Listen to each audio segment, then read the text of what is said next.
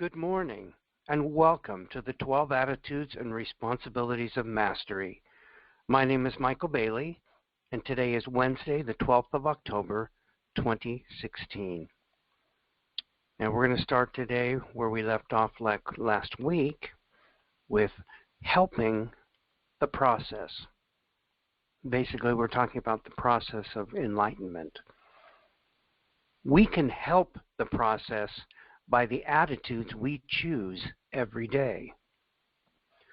Wake up in the morning and determine that no matter what it looks like out there, no matter what you have to do today, you are going to choose 3 attitudes to focus on today. You would keep them in mind today in all circumstances. Build them up in 3s because it's too hard to remember all 12 attitudes. Or you can start with 1 if you have to. And you don't have to pick them in any particular order.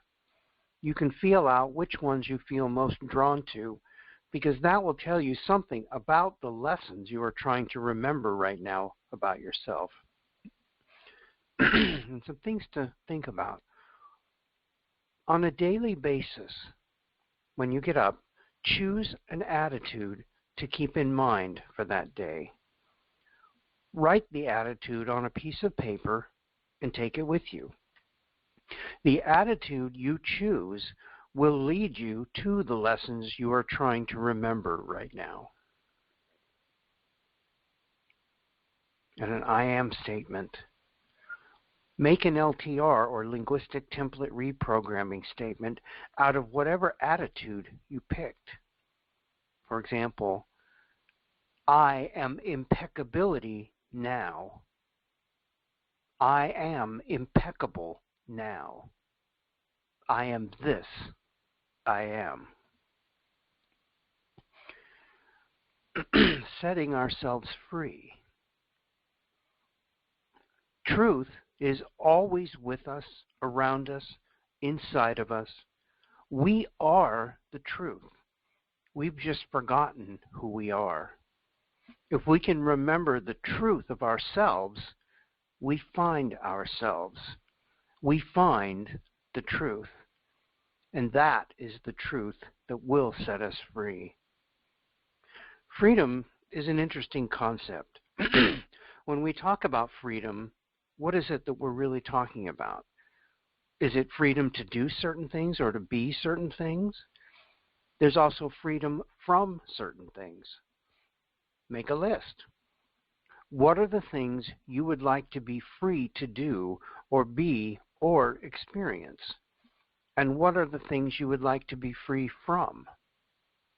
And you can match them up because they'll always go together. To be free from one thing means that you are free to do something else. We start to understand the role that our conscious mind plays in whether we experience our hologram in freedom or in chains. There are changes that are coming, and they're going to affect masses of people. Many of these already have. Each person that chooses conscious evolution as a path right now and chooses a program that tells you really what that is all about. For example, how to clear your DNA, how to get it activated to its highest level, how to get your biofield's integrity up. This will all help the collective. If enough people do that, they will be able to affect the scalar template of the entire human race, or the race morphogenetic field, which is a form-holding field, and will progressively be able to help more and more people begin to synthesize the frequencies in their own DNA. When we choose conscious evolution, we are doing ourselves a favor, but we're also giving a gift to the rest of the people on the planet. And some things to think about. Make a list of the things you would like to be free to do, be, or experience. What are the things you would like to be free from? Now, match them up. Do you find that what you become free of will allow you the freedom to experience the things you would like to do or be? As an example, if you want to quit smoking, well, if I quit smoking, I'll be free from smoking. What will that allow me to do?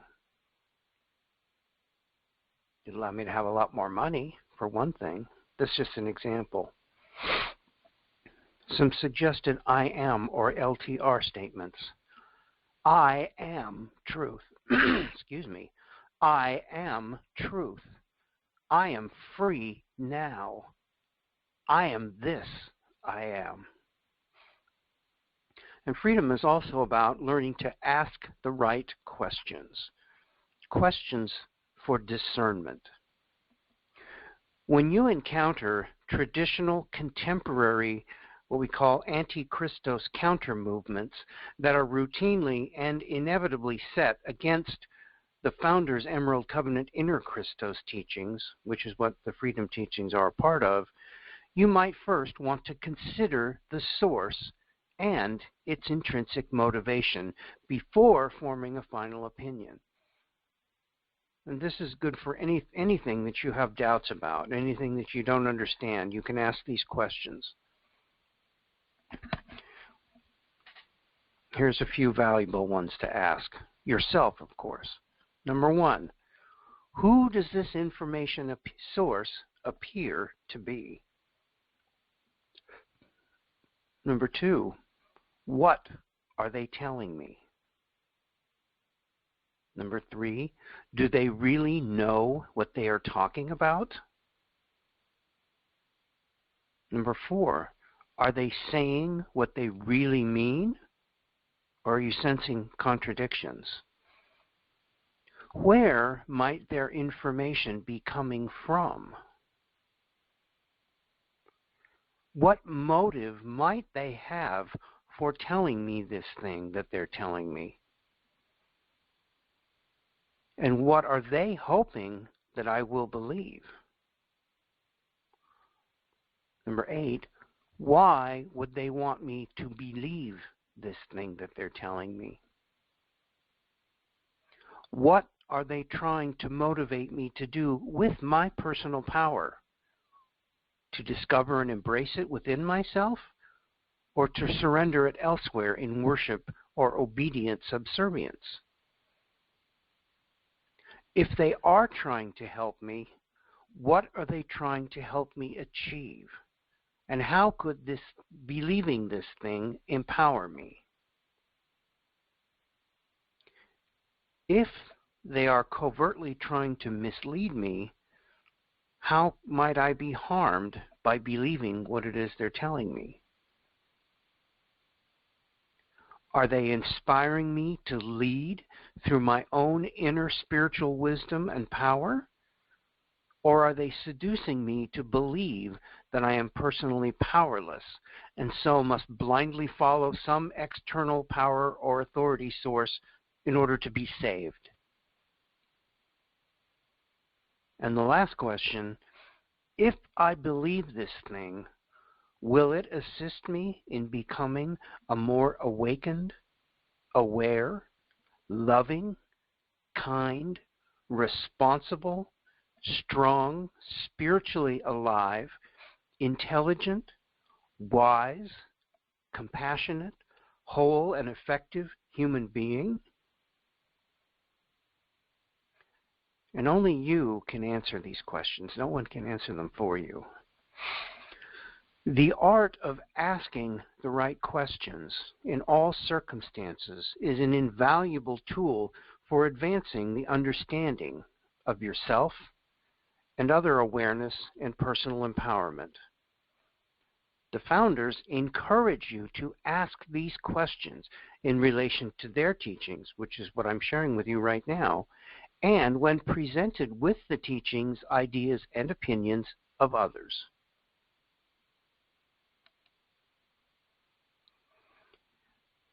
Here's an interesting subject: humor and mastery. True masters have great senses of humor, but you never take yourself too seriously. You always take the universe seriously, but nothing ever too seriously. Seriously enough to serve yourself and the universe well, so you can have the type of hologram or life experience you'd like to experience and help others to do so. But not so seriously that you sap all the joy and life force right out of yourself by trying to be rigid.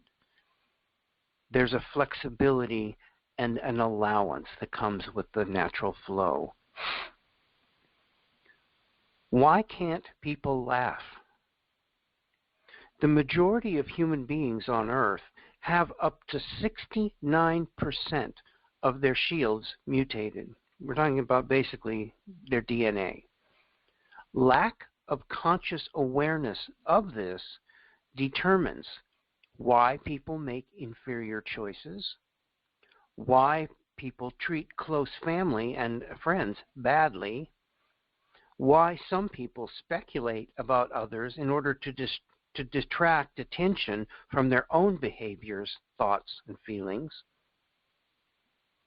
why people allow themselves to feel powerless, why people can't just collapse in laughter at the absurd world that they themselves have helped to create. Our Christos self, utilizing the 12 attitudes and 12 responsibilities of mastery, is a more expansive and respectful creator than our distorted mental and emotional bodies. The only reason that some of us have made it this far is due to our ability to laugh. You can tell the old security team, and what they're talking about here is a more advanced group of people. They all know how to laugh and play, and they know how important laughter is. If not, we would not have made it this far. We would all have crashed and burned like so many others of us have.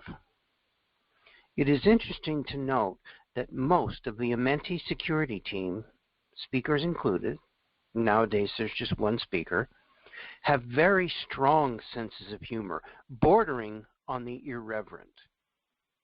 But that makes sense. To come into Earth at this time for this mission, you either have to have a supreme sense of humor or be totally nuts. We need to remember that most of us, we volunteered for this mission. There are no victims. Why I like to sometimes say that I was duped here by the promise of good chocolate? That is not the case. When people ask me where the love is in these teachings, I find that question absolutely astounding. And there are people that do. There is not one of us listening to this that did not come here into this density out of pure love for the freedom teachings and our dedication to the Christos reclamation mission. Whether we really remember that or not, there are no martyrs, no victims, no saviors, just pure love. Some things to think about. When was the last time you really wholeheartedly laughed? In this moment, allow yourself to smile. How does that feel to smile? How does your body feel when you smile? Be aware of when you are smiling and when you are not. Practice smiling on the inside and learn to develop your own inner smile. Practice the art of radiating smiles. Stand in a crowd or group of people and just smile. You know, an airport would be a great place to do this because people are stressed, they're going to miss their flight. Imagine just standing right in the middle of a crowd and just smiling. Try to radiate love and joy through the frequency of your smiles. Be sincere in your smiling. People can spot a fake smile a mile away. I call that the Walmart smile or the Kmart smile. Feel how your smile frequency changes the frequency of the whole group.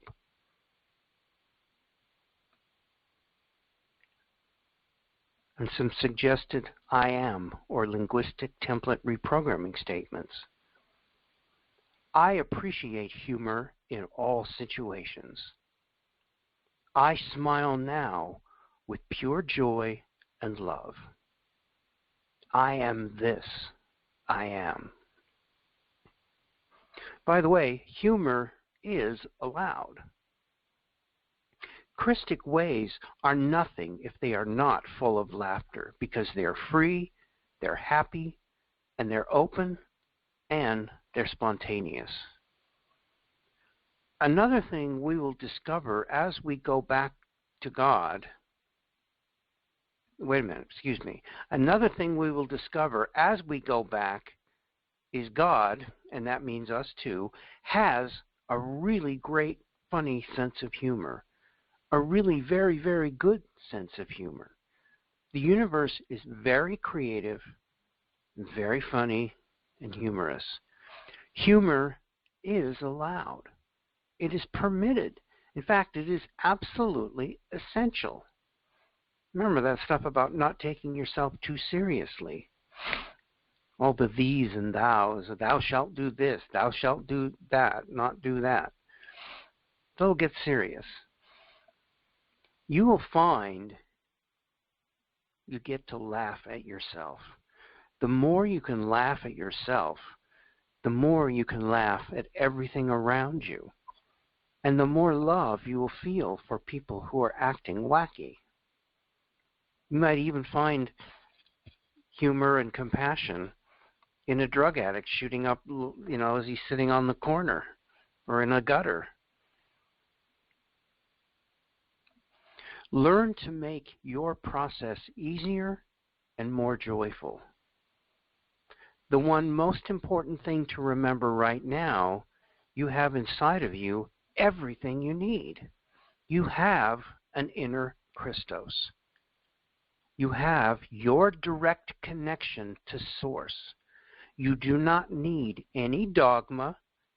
You don't need any book. You don't need any priest. You don't need any institution.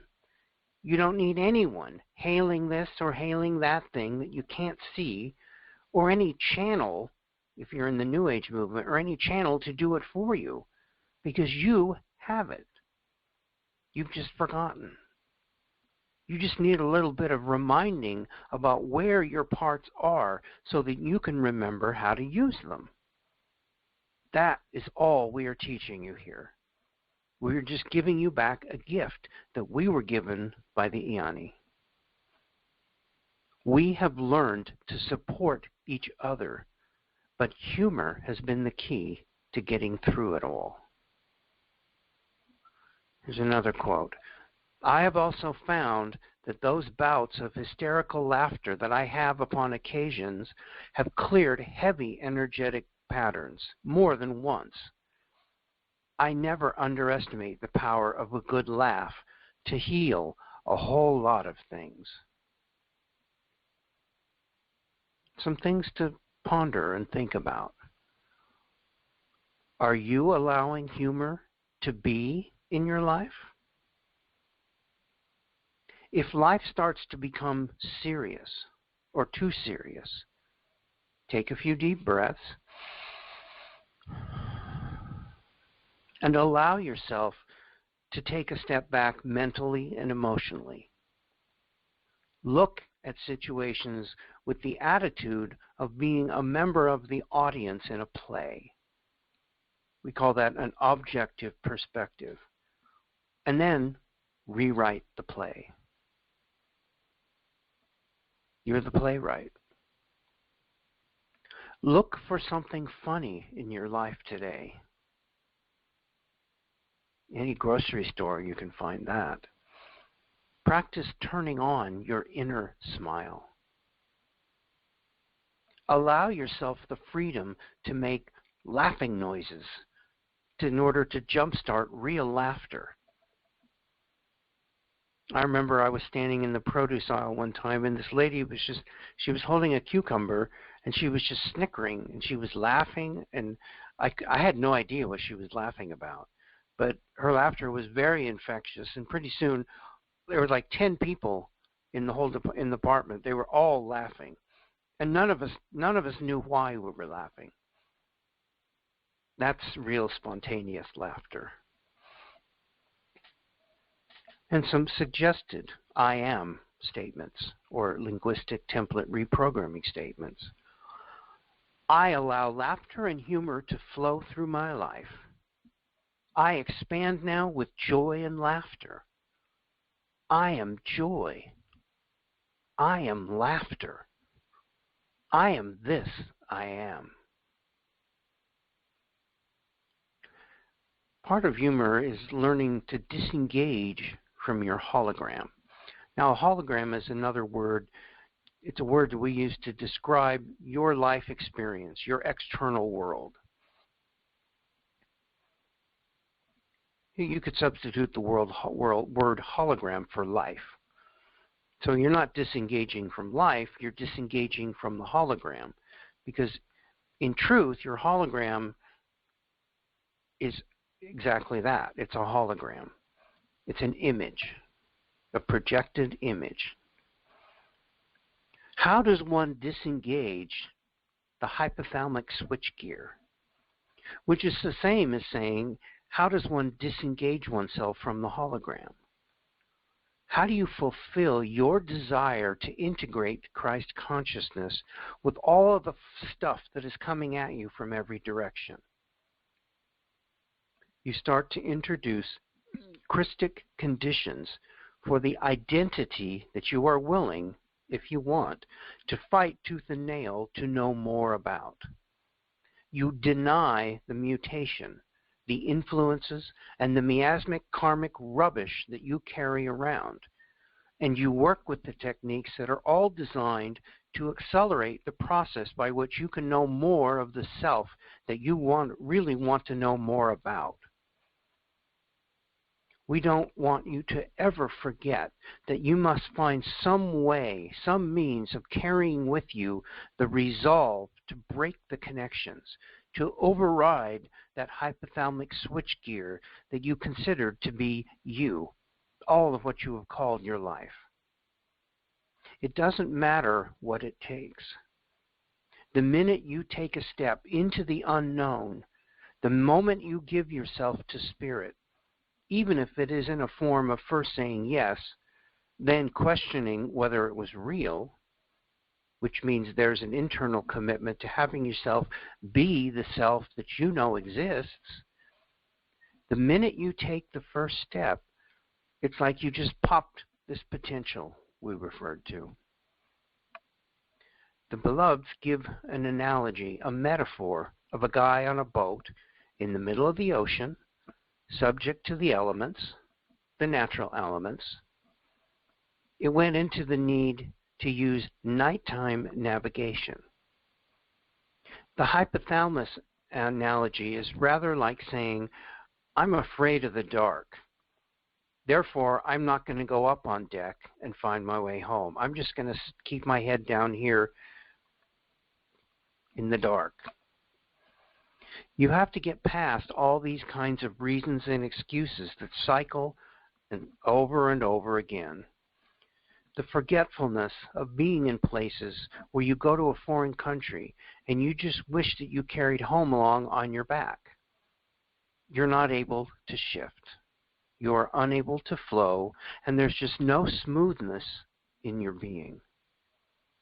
And all you're really doing is projecting an over-attachment to every little conflict that you can think of. You're just not ready to begin the adventure. You're not really ready to voyage the sea. Those who really understand what is being said in the many ways it is being said will start to see parts of the planetary template that are not visible. And parts of us will begin to make journeys there, and parts of us will be invited to live there and to return safely. This is the key. This is the way of understanding what it is we are being challenged to achieve. And in many respects, it is the simplest thing. To effectively answer the challenge, you have to get past all of your little patterns and programs, confusions and fears, all of your issues. Something to think about seriously. Fear will cripple you. Are you willing to walk through your fear? What can you do to heal your fear? How can you use sound, color, consciousness codes, and your breath to heal your template, to heal those fears? Use the tools in your toolbox consistently, and this will definitely accelerate your healing. Some suggested statements. I am fearless. I am clarity. I am whole now. I am this. I am. And you know, when you make statements like that, I don't sit there and go, oh, I am fearless. I am clarity. I am whole. No. You have to say it like you mean it. I am fearless. I am clarity. I am whole now. Not yesterday, not 20 years ago, now. I am this, I am. Not that, because I never know what that is. Which leads us to the question, who is really driving the bus? When you find yourself out of center, it's really just a matter of stopping, getting to the still point manu frequency, which is a way of saying centering yourself, and asking yourself a simple question. Who's driving the bus right now? Is it the emotional body? The mental body? Then, consciously and purposefully returning the Christic self to the driver's seat. It is always a choice and a state of mindfulness. And once you begin to practice it, it literally becomes second nature, where you don't even realize you're doing it. Our emotional reactions can change. We can change them at any given time. We're not a slave to runaway emotional bodies. Who is driving the bus? Well, from my perspective, whoever we allow to drive it. Which brings me again back to, remember, there's a title of a book. People can't drive you crazy if you don't hand them the keys.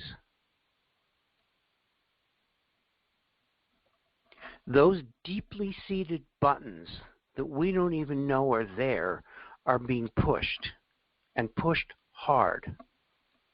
Step back, away from yourself, and just watch. It's best not to act, or people in your hologram will get what is not coming to them. This program works by altering perception. Things are misunderstood and misperceived by us, usually by the mental body. And our emotional body then gets to drive the bus. And we all know what a lousy bus driver the emotional body is. For now, knowledge is power. If you can stop the bus for a few moments, you can get the emotional body out of the driver's seat, get your rishi self, which is the highest part of you, back in the driver's seat. But for now, just be aware of what's happening and keep doing the techniques that we've given. Some things to think about. What does it really mean to center yourself? What is your favorite way of centering yourself? Are you centered right now, in this moment?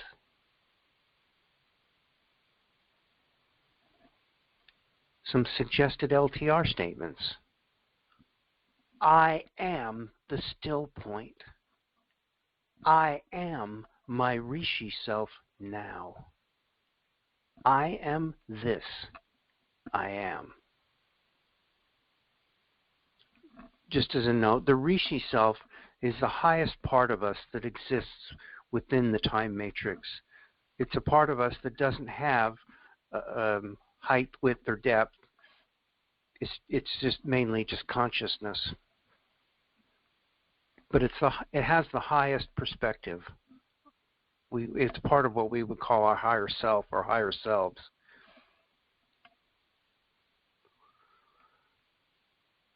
Make it a game. Don't worry about performance or competing with someone else. Make it a game. Make every problem a challenge and every challenge a game. This is a good philosophy for the ego to hold, because this takes the charge out of worrying about performance.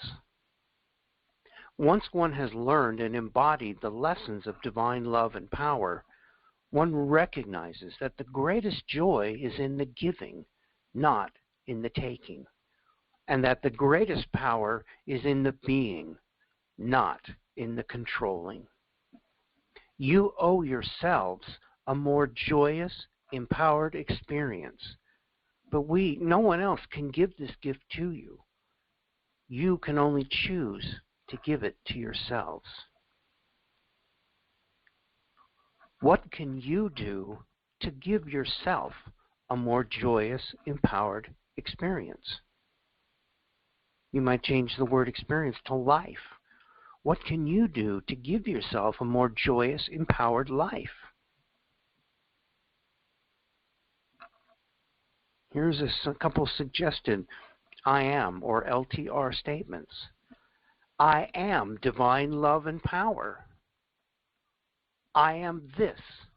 I am.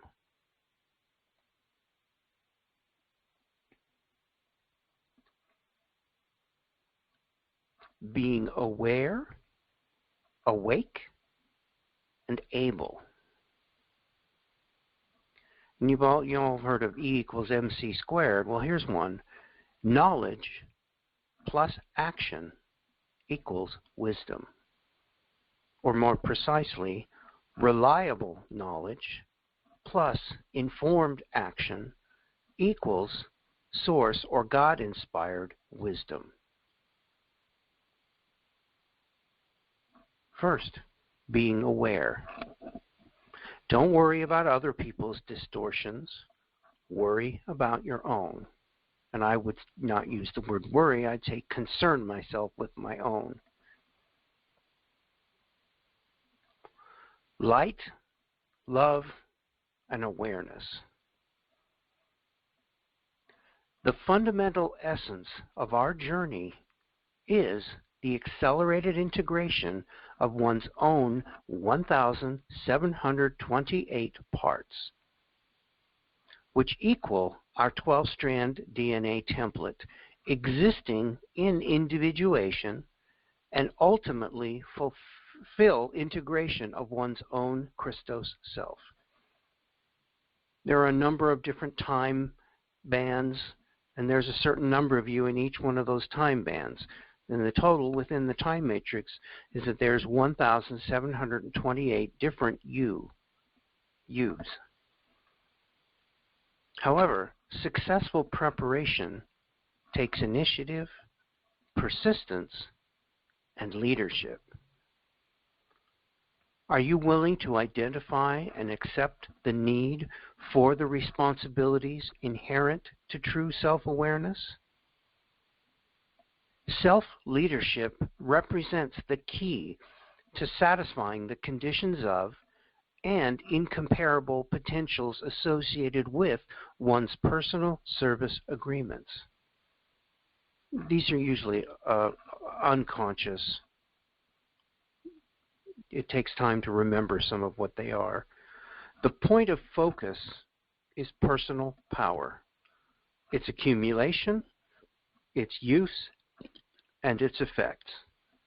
That implicitly relates to personal awareness, safety, and confidence issues, and leads to the question of how personal power currently is used, how that affects the accumulation of more, how that additional accumulated power is consciously used, and how that further accumulates, and so on. During the Bermuda cruise, which was a workshop, it was called Preparing for Contact, there was a moment when the class was asked whether they agreed that KSers, which is a term used to identify people who follow these teachings, we call each other KSers. There was a moment when the class asked whether they agreed that KSers generally recognized they were making an inferior choice over something, whilst at the same time being aware of a better or higher choice. Without any conferring amongst themselves, the group swiftly and unanimously indicated their agreement that yes, people do frequently make inferior choices, even when they know there is a better one within their range of choice. The group was reminded of the role of apartheid, which are receptors of information and frequency within our personal shields, the role that apartheid plays in this before moving on to a very interesting quiz called the Witness Quiz, which was designed to assist in answering the questions of why people make the choices they do. Now, if anybody is interested in this Witness Quiz, which I have found to be very invaluable, just contact me by email and ask me for it. I'll be happy to send it to you. It is generally assumed that KSers, those who follow these teachings, will make the cut to the ascension portals, which requires that a certain percentage of their personal shields are aligned to their divine blueprint and are continuously open to primal life force currents. The percentage can range up to around or above 50% for those whose contracts require 37 to 48 strand DNA coding. So the majority have anything up to 69% of their shields mutated, which means that out of the 20,736 apartheid, 14,000 of them are receptive to non-Christic frequencies, or distorted frequencies, mutated frequencies. An everyday lack of conscious awareness of this fact is what determines why people make inferior choices. The more conscious you can be, the better you will do. Willingness alone is insufficient to successfully address the relationships between the subconscious, the shadow self, and the conscious self, so intricately and deeply set as cellular programs that true self-awareness has, in all truth, proved an impossible ideal for all but a very tiny minority of humans in physical embodiment. Even adherents of the freedom teachings are sometimes prone to patronize others who don't get it, posing the question of exactly who is getting or not getting what. Others feel that a highly articulate relationship with this work somehow accords status, a position of power holding, or entitlement, and thus judgment born in the superior guise of benefactor or teacher. There are those ready and willing to play out their powerlessness programs in order perhaps that we might all spot and learn from the issues more quickly.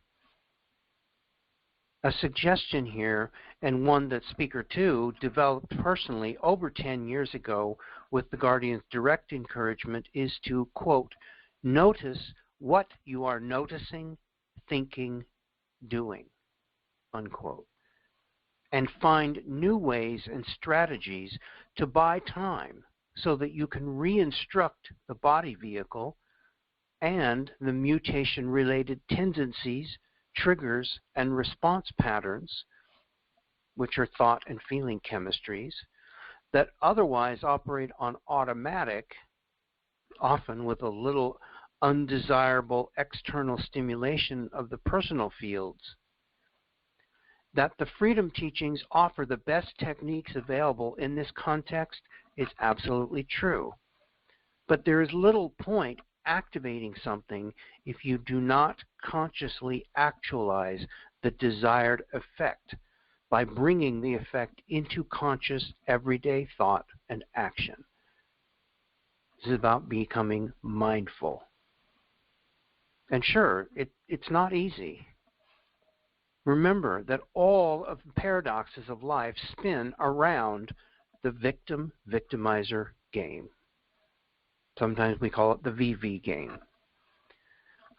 One of the things that the VV game does, and we're all still talking about apartheid and chaotic frequency here, is it generates all sorts of reasons for you to identify with things that are not really good for you. You know, when you meet somebody and they really want to get into a relationship, but there's a little feeling inside that tells you, this is not a good idea, but you ignore it. Why is that?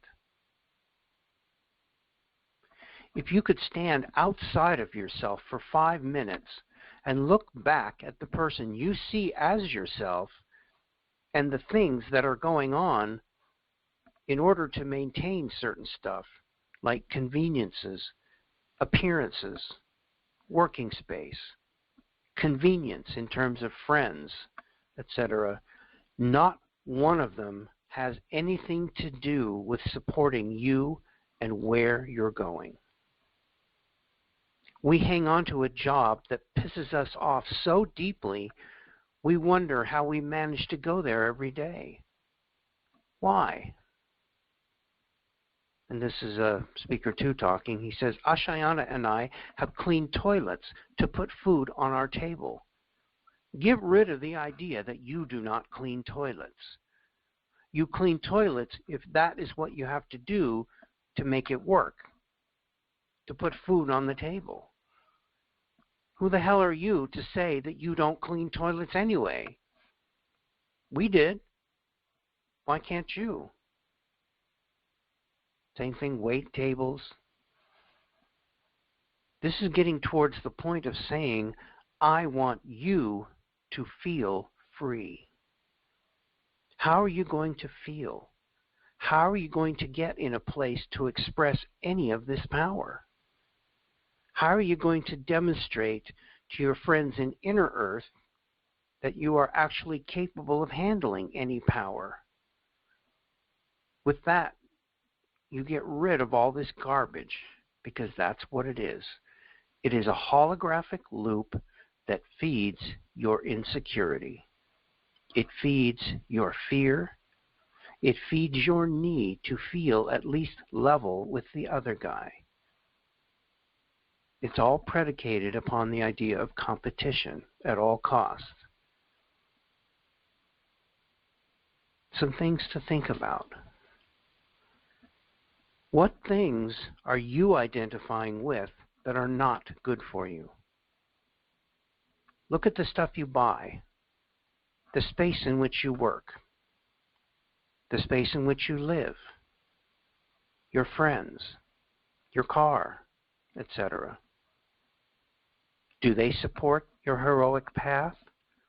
The original path in which the fulfillment of your Christos self, of your divine blueprint, was your sole goal? Do they support your relationship with Source? Notice what you are noticing, thinking, doing by becoming mindful. Meditation is very helpful for this.